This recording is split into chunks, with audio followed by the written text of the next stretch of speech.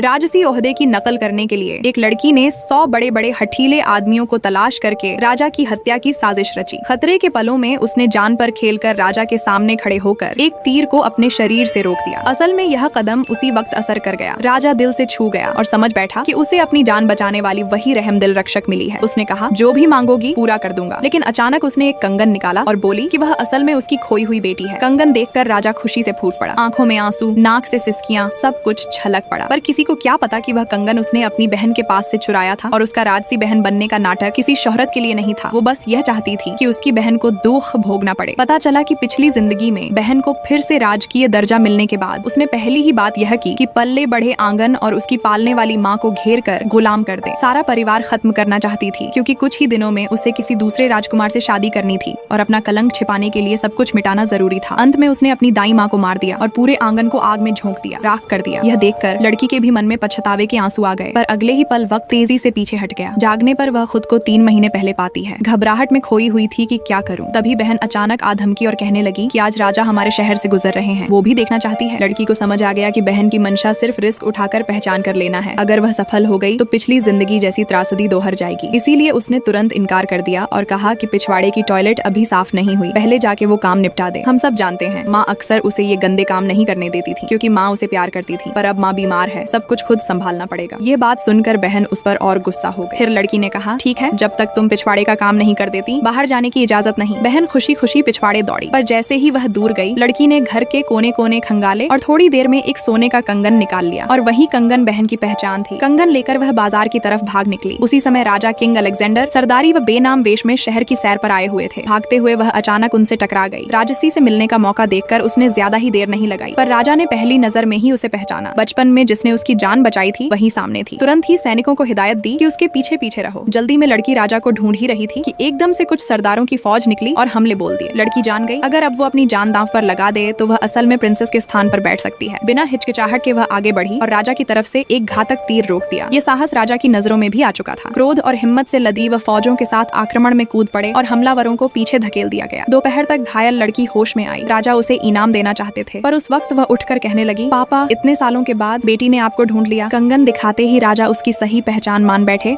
और भावुक होकर उसे गले से लगा लिया। पिछले वर्षों का भरपाई करने की ठान ली। तभी एक सिपाही दौड़ते हुए आया और बोला कि बाहर भी कोई है जो खुद को राजा की खोई हुई बेटी बताता है। राजा बैठक में बहन को बुलाया। जब बहन सामने आई तो चिढ़ी और घमंडी नजर आई। उसने कहा कि वह तो राजकुमारी है और बाप बेटी का मिलन चाहते हैं, जिस पर कमरे का माहौल बदल गया। पर राजा ने बहन को थप्पड़ मार दिया।